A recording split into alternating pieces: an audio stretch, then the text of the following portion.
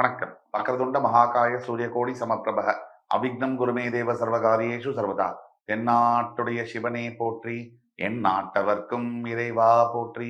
அன்பர்களே, நண்பர்களே, உங்கள் அத்துணை பேரையும் இந்த புத்தியம் புதிய வீடியோவிற்கு வரவேற்பதில் பெருமகிழ்ச்சி கொள்கிறேன். இன்று நம்ம பேச போறது குரு வக்ர பயிற்சி பலன்கள் 2024 வரிசையில சிம்ம ராசி.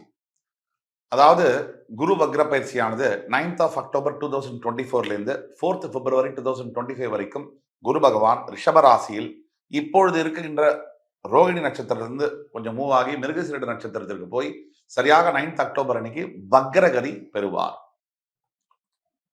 இந்த 5 மாத காலங்கள் வக்ரகதியில் சஞ்சரிக்கக்கூடிய குரு பகவான் ரிஷபராசியில இருக்கக்கூடிய குரு பகவான் எந்த விதமான பலன்களை 12 ராசிகளுக்கு வழங்குகிறார். ஒவ்வொரு planet மூமெண்ட்டும், take it from me, it has a significant role and impact in all the 12 rasis and every human living thing in this planet. அதாவது ஒரு சின்ன கிரக மாற்றங்கள் கூட இங்கே வாழுகின்ற அத்துணை ஜீவராசிகள், ஓர் அறிவு முதல் 6 அறிவு வரை இருக்கக்கூடிய அத்துணை ஜீவராசிகளிலும் சிறிய மற்றும் மிகப்பெரிய மாற்றங்களை ஏற்படுத்தியே தீரும். அப்படிப்பட்ட இந்த சிறப்புமிக்க இந்த குரு வக்ர பயிற்சியானது, குரு ஜூபிட்டர் ரொம்ப பெரிய பிளானட், இருக்கிறதுலயே பெரிய கிரகமானது. அந்த குரு பகவான் முழு சுப கிரகம் அப்படின்னு அழைக்கப்படுகிறார். இப்போ சிம்ம ராசிக்கு குரு பகவான் இந்த வக்ர பயிற்சியானது என்ன நடக்கும்? பொதுவுல சிம்ம ராசிக்கு மிகப்பெரிய பலம் என்பது உங்களுடைய தன்னம்பிக்கை. மிகப்பெரிய பலவீனம் என்பது உங்களுடைய பிடிவாதம், அவசர குணம். இந்த அவசர குணம் இதையும் இந்த பிடிவாதத்தையும் கொஞ்சம் கம்மி பண்ணிட்டா சிம்மராசி நேயர்கள் அடையக்கூடிய வெற்றிக்கு அளவு என்பது கிடையாது. எல்லோரையும் நம்பி ஏமாறுவது கொஞ்சம் ஜாக்கிரதையா இருக்கணும். உலகம் நாம எப்படி ஒரு விஷயத்தை பத்தி நினைக்கிறோமோ அதே மாதிரி எல்லோருமே எல்லா விஷயத்தை பத்தியும் நினைப்பது இல்லை. சிந்திச்சு செயல்பட வேண்டும். இதெல்லாம் தான் சிம்மராசி மாற்றிக்கொள்ள வேண்டிய விஷயங்கள். இப்ப சிம்ம ராசிக்கு குரு வக்ர பயிற்சியானது பத்தி பார்க்கும்போது 2 விஷயத்தை நம்ம கண்டிப்பா பார்க்கணும். ஒண்ணு, குரு பகவான் இருக்கின்ற இடம், அவர் பார்க்கின்ற பார்வை. இதுல இருக்கின்ற இடம் கொஞ்சம் கம்மி தான் முக்கியத்துவம். ஆனா பார்க்கின்ற பார்வைக்கு முக்கியத்துவம் மிக மிக அதிகம். குரு பகவான் தற்சமயம் சிம்மராசிக்கு 10ஆம் இடம் என்று சொல்லக்கூடிய தொழில் ஸ்தானத்தில் ரிஷபராசியில் மே 1க்கு அப்புறமா அமர்ந்திருக்கிறார். நான் உறுதியாக சொல்ல முடியும், ரிஷப ராசி இல்ல குரு பகவான் மே 1ஆம் தேதிக்கு அப்புறம் உட்கார்ந்ததுக்கு பிறகு லட்ச சிம்மராசி அன்பர்களுக்கு தொழில் முனையில், வியாபாரத்தில், வேலை செய்யும் இடத்தில் முன்னேற்றங்கள் காணப்படும். ஆல்ரெடி ஸ்டார்ட் ஆயிருக்கும். மே, ஜூன், ஜூலை, ஆகஸ்ட் மிடில் இருக்கும். இந்த 3 மாசமாக அனைத்து சிம்மராசி என்பர்களுக்கும் முன்னேற்றங்கள் தொழில்ல, வியாபாரத்துல ஆல்ரெடி தெரிஞ்சிருக்கும். இல்ல சார் இன்னுமே எனக்கு அந்த மாற்றங்கள் தெரியல அப்படின்னா நீங்க தனியா ஒதுங்குங்க. ஏன்னா உங்களுடைய பிறவி ஜாதகத்துல மிகப்பெரிய ப்ராப்ளம்ஸ் இருக்கோ இல்லையோ அதை தீர்க்க வேணும், அதை ரெக்டிஃபை பண்ணணும், அதுக்கு தீர்வு கண்டுபிடிக்கணும். அதுக்கு நீங்க கீழே கொடுக்கப்பட்டுள்ள வாட்ஸ்அப் நம்பர்ல எங்களை தொடர்பு கொள்ளுங்க. இல்ல எனக்கு எல்லாம் நல்லதுதான் சார் நடக்குது, ஆனாலும் எனக்கு வாழ்க்கையில எதிர்காலத்துல நான் எதை செய்யணும், முக்கிய முடிவுகளை நான் எடுக்கணும், அது பர்சனல் லைஃப்லயும் சரி இல்ல தொழிலையும் சரி அப்படின்னா அப்பவும் நீங்க வாட்ஸ்அப்ல ஆன்லைன்ல எங்களுக்கு பிங் பண்ணி எங்களோட பேமெண்ட் பண்ணதுக்கு பிறகு உங்களுக்கு ஆன்லைன் அப்பாயின்மெண்ட் நாங்க கொடுப்போம். கண்டிப்பா உங்களுக்கான துல்லியமான பலன்களை கணித்து தர காத்து கொண்டிருக்கிறோம். இந்த வீடியோவை முழுசா பாருங்க. பல சிம்மராசி அன்பர்கள் ஏனோ தெரியல இந்த வீடியோ முழுசா பார்த்து சப்ஸ்கிரைப் பண்ணாம விட்டுறீங்க.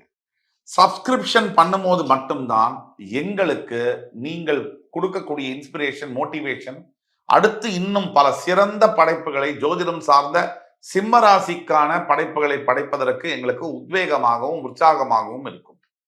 ஆக இந்த குரு இருக்கின்ற இடம் 10ஆம் பாவத்தில் குரு இருந்தால் பிரச்சனைன்னு சொல்லுவாங்க.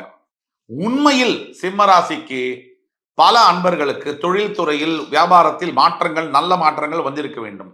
நல்ல மாற்றங்கள் வரவில்லை என்றால் நாம் கூறுகின்ற பொது பலன்கள் உங்களுக்கு ஒத்து வரவில்லை. உங்கள் பிறவி ஜாதகத்தில், ஜனன ஜாதகத்தில் ஏதோ ஒண்ணு உங்களை பாதர் பண்ணிட்டு இருக்கு. அதை பார்த்தாதான் சால்வ் பண்ண முடியும். அடுத்தபடியாக 5ஆம் பார்வையாக உங்களுடைய தனஸ்தானத்தை பார்க்கின்ற தனகாரகன். இதைத்தான் நான் சொன்னேன். தொழில் துறையில் கண்டிப்பா முன்னேற்றங்கள் இருக்கும். ஆபீஸ்ல வியாபாரத்தில் இருக்கும்னா அதனால எதுக்கு? பணத்துக்கு தானே. தனகாரகன் தானே குரு பகவான். உங்களோட தனஸ்தானத்தை 5ஆம் பார்வையை அவர் பார்க்கும் போது பணம் சேர்த்து வைக்கக்கூடிய யோகம் என்பது வரும். உடனே ஒருத்தர் கமெண்ட்ல போடுவார், என்னையா சொல்ற, 5 காசு கூட பாக்கெட்ல இல்ல, எல்லாமே போயிருச்சு, பணத்தை சேர்த்து வைக்கிறதா? பேங்க்ல திருடி தான் சேர்த்து வைக்கணும் அப்படின்னு. அந்த மாதிரியான மேதாவிகளுக்கும் தற்கூரிகளுக்கும் நாம் சொல்லக்கூடிய பதில், உலக உருண்டை சுத்துறது ஒரு மனிதருக்காக அல்ல. புரியுதா? ஒரு ராசின்னு எடுத்தோம்னா இந்தியாவில் இருக்கக்கூடிய ஜனத்தொகையில 144 கோடியில ஒவ்வொரு ராசியிலும் 12 கோடி பேர் இருக்காங்க. இந்த 12 கோடியில 3 நட்சத்திரங்கள் இருக்கு. 4 கோடி சராசரியா ஒரு நட்சத்திரத்திற்கு இருக்கு. இப்ப மகம், பூரம், உத்திரம் இந்த ஒவ்வொரு நட்சத்திரங்களுக்கும் 4 கோடி பேர். அந்த நட்சத்திரத்துல 4 பாதங்கள் இருக்கு. அப்ப ஒரு பாதத்துக்கு 1 கோடி பேர் இருக்காங்க. அந்த பாதத்துக்குள்ள இன்னும் பல டிவிஷன்ஸ் கணக்குகள்லாம் ஜோதிடத்துல இருக்கு. அதுக்குள்ள நம்ம போலாம். ஆனா என்னமோ சிம்ம ராசிக்கு மட்டும்தான் உலகத்துல உள்ள எல்லா கிரகமும் ஃபங்க்ஷன் ஆகுது, இல்லைன்னா குரு பகவான் வெறுமன லீவ் எடுத்துட்டு சிம்ம ராசிக்கு மட்டும் பைண்டட் கான்ட்ராக்ட் ஒர்க்கரா இருக்காரு அப்படின்னு மட்டும் நினைக்க வேண்டாம். இந்த மொத்த உலகத்துக்கும் 12 ராசிகளுக்கும் ஆனதுதான் இந்த கிரகம் ஹார்பிட் சிஸ்டம் அப்படிங்கிறது. அதனால நமக்கு ஒரு விஷயம் புரியல தெரியல அப்படிங்கிறதுனால அந்த விஷயத்தையே தப்புன்னு சொல்றது எவ்வளவு பெரிய முட்டாள்தனமோ அவ்வளவு முட்டாள்தனம். ஆக உண்மையான விஷயம், உங்க சுய ஜாதகம் 85% வேலை செய்யும். இப்ப நாம் சொல்லக்கூடிய கோச்சார பலன்கள் 15லேருந்து 20% வேலை செய்யும். இது ரெண்டும் சேரும் பொழுது உங்களுக்கு இமாலய வெற்றி கிடைக்கும். பிறவி ஜாதகத்துல ஒரு குறைபாடு இருக்குன்னு சொன்னா அதை நம்ம ஒண்ணுமே பண்ண முடியாது. அதை பார்த்தாதான் சரி பண்ண முடியும். நீங்க அந்த குறைபாடை வச்சுட்டு நாம சொல்ற பலன்கள் உங்களுக்கு ஒத்து வரலன்னு சொன்னா அதுக்கு தீர்வே கிடையாது. ஆக குரு பகவான் 5ஆம் பார்வையாக தனகாரகன் தனஸ்தானத்தை பார்க்கும் பொழுது பணம் பல வகைகளில் வரும். வந்த பணத்தை சேர்த்து வைக்க, சேவிங்ஸ் பண்ண முடியும். உங்கள் வாக்கு பலிதம் என்பது அதிகமாகும். உங்களுக்கு குடும்பத்தில் நல்ல ஆர்குமெண்ட்ஸ் எல்லாம் இல்லாம நல்ல பேசி சால்வ் பண்ணக்கூடிய தன்மைகள் வந்தாகணும். அக்டோபர் 9ஆம் தேதியிலிருந்து வரலன்னு சொன்னா, இல்லை இப்பவே சரியில்லைன்னு சொன்னாலும் உங்களுக்கு ப்ராப்ளம் இருக்குன்னு அர்த்தம். ஜனன ஜாதகத்தை பார்க்கணும். 1. அவருடைய 7ஆம் பார்வையாக உங்களுடைய 4ஆம் வீடு என்று சொல்லக்கூடிய விருச்சிக ராசியை பார்ப்பதனால் அக்டோபர் 9ஆம் தேதிக்கு பிறகு வீடு, வாகனம், வேலை மாற்றம், வேலை உயர்வு, ப்ரமோஷன் போன்ற விஷயங்கள் நடக்கக்கூடிய சாத்தியக்கூறு நிறைய இருக்கு. உயர்கல்வி நினைச்ச படிப்பு படிக்கக்கூடிய யோகங்கள் தன்னாலவே வரும். அடுத்தபடியாக உங்களுடைய அதாவது 6ஆம் வீடு என்று சொல்லக்கூடிய மகர ராசியை 9ஆம் பார்வையாக குரு பகவான் சிறப்பு பார்வையாக பார்ப்பதினால் உங்களுடைய வாழ்க்கையில் பெரிய திருப்பங்கள். ஒரு விஷயம் என்னன்னா, மகரத்துல அவர் பார்க்கும் போது உங்களுக்கு உண்டான கடன் சுமைகள் கம்மியாகக்கூடியது நிறைய இருக்கு. வக்ரகதியில் அவர் பார்க்கும்போது கடன் சுமைகள் நிறைய கம்மியாகக்கூடிய வாய்ப்புகள் இருக்கு. அதே மாதிரி மறைந்திருக்கக்கூடிய வியாதிகள் எல்லாம் வெளியில வந்து அதுக்கு ட்ரீட்மெண்ட் எடுக்கக்கூடிய ஒரு சாத்தியக்கூறை ஏற்படுத்தும். உங்களுடைய ஆபீஸ்ல, வீட்டுல, சொந்தக்காரங்கள்ல இருக்கக்கூடிய மறைமுக எதிரிகளை உங்களுக்கு வெளிக்கொண்டு வந்து காமிக்கும். இது அத்தனையும் செய்யக்கூடியது குரு பகவான் அந்த 9ஆம் பார்வையாக பார்க்கக்கூடிய சிறப்பு பார்வையாக இருக்கக்கூடிய மகர ராசியில உங்களை ருணரோக ஸ்தானத்தை பார்ப்பதனால் அப்போ கடன் தொல்லை, எதிரிகளுடைய தொல்லை, பணம் சேர்ப்பது, வெகு நாட்களாக பிரிந்து கிடந்த சொந்த பந்தங்களுடன் சேர்வது, புதிதாக வீடு வாகனம் வாங்குவது, புதிதாக மேல் படிப்பு படிப்பது, இந்த மாதிரி விஷயங்கள் எல்லாமே உங்களுக்கு சாதகமாக இருக்கு. ஒரே ஒரு விஷயம் பாதகமாக இருக்கு. அது என்ன விஷயம் அப்படின்னா, நீங்க வேலை செய்யக்கூடிய இடத்துல உங்களுடைய மேனேஜர் ஆனவர் உங்களுக்கு இடைஞ்சல் கொடுத்துக்கிட்டே இருப்பார். ஆனா அது பெருசா வெடிச்சு வேலையெல்லாம் போகாது. ஆனாலும் உங்களை ரெஸ்ட்லெஸ்ஸா வச்சிருப்பார். எப்பவுமே ஒரு த்ரில்லு மாதிரி உங்களை ஒரு பயத்திலே வச்சிருப்பார், ஒரு ஆன்சைட்டிலே வச்சிருப்பார். இதற்கான விஷயம் என்னன்னா, நீங்க வேலைகளை மாற்ற வேண்டிய சூழ்நிலைகளை ஏற்படுத்தலாம்.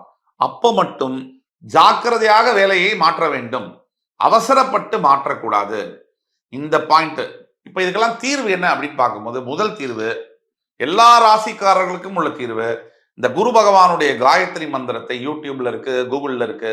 ஒரு ஒரு நாள் ஒன்றுக்கு 21லேருந்து 101 தடவை வரைக்கும் குறைஞ்சபட்சம் நீங்க அதை ஜபம் செய்ய வேண்டும். அதுக்கு அப்புறமா 2வது தீர்வு என்பது உங்களுடைய அருகாமையில் இருக்கக்கூடிய நவகிரக ஸ்தலத்திற்கு சென்று உங்களுடைய பேரில் குரு பகவானுக்கு அர்ச்சனை செய்ய வேண்டும். 3வது தீர்வு என்பது முக்கியமான தீர்வு. உங்கள் தந்தைமார்களுக்கு நீங்கள் அவர்களுக்கு செய்ய வேண்டிய கடமைகளையும், இல்ல தந்தைமார்கள் இல்லாதவர்கள் அவர்களுக்கு செய்ய வேண்டிய தர்ப்பணங்கள், ஒரு பூஜை, தவசம் கொடுக்கறது எல்லாம் கரெக்டா பண்ணணும். இந்த காலகட்டங்கள்ல இந்த மாதிரி விஷயங்கள் செய்யும் பொழுது உங்களுடைய வாழ்க்கை வசமாகும். சிம்ம ராசிக்காரர்கள் தோல்வி அடைய முடியவே முடியாது. எத்தனை தோற்றாலும் கடைசி வெற்றி உங்களுக்கு தான் என்று சொல்லிக்கொண்டு அடுத்து வரும் காணொலியில் இதைவிட இன்னும் சிறப்பான தகவல்களுடன் மறுபடி என் அன்புமிக்க சிம்மராசி நேயர்களை சந்திக்கும் வரை உங்கள் அத்துணை பேரிடமிருந்து விடைபெறுவது உங்கள் சுபாஷ் பாலகிருஷ்ணன். நன்றி, வணக்கம், வாழ்க வளமுடன்.